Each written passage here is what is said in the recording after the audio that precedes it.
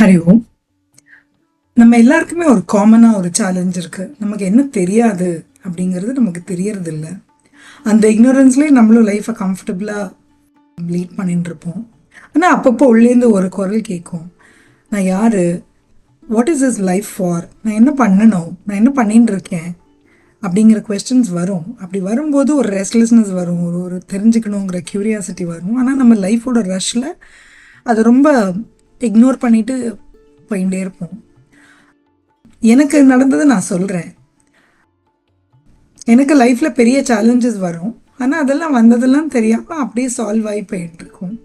Sometimes சின்ன challenge வரும், அதை நம்ம எவ்வளோ நான் எஃபர்ட் போட்டாலும் சால்வ் ஆகிறது இல்லை. ஸோ அப்போல்லாம் இந்த கொஸ்டின் வரும் எனக்கு, இது என்ன, வாட் இஸ் திஸ் டிசைன், நான் யார், கடவுளுங்கிறவர் யார், இவர் ஏன் அப்பப்போ எனக்கு சப்போர்ட் பண்ணுறார், அப்பப்போ சேலஞ்ச் அப்படியே என்னை ஃபேஸ் பண்ண விடுறாரு, இந்த உலகம்ங்கிறது என்ன, வாட் இஸ் திஸ் டிசைன் அப்படிங்கிற ஒரு கொஸ்டின் வரும். அப்போ தான் நான் வந்து தெய்வானுகிரகத்தில் ஆச்சாரியாவோட பகவத்கீதா கிளாஸஸ் கேட்க ஆரம்பித்தேன். ஃபஸ்ட் சாப்டர் அர்ஜுனனோட கன்ஃபியூஷன்ஸ் பற்றி சொல்லிட்டு இருந்தா, ரொம்ப ரிலேட்டபிளாக இருந்தது.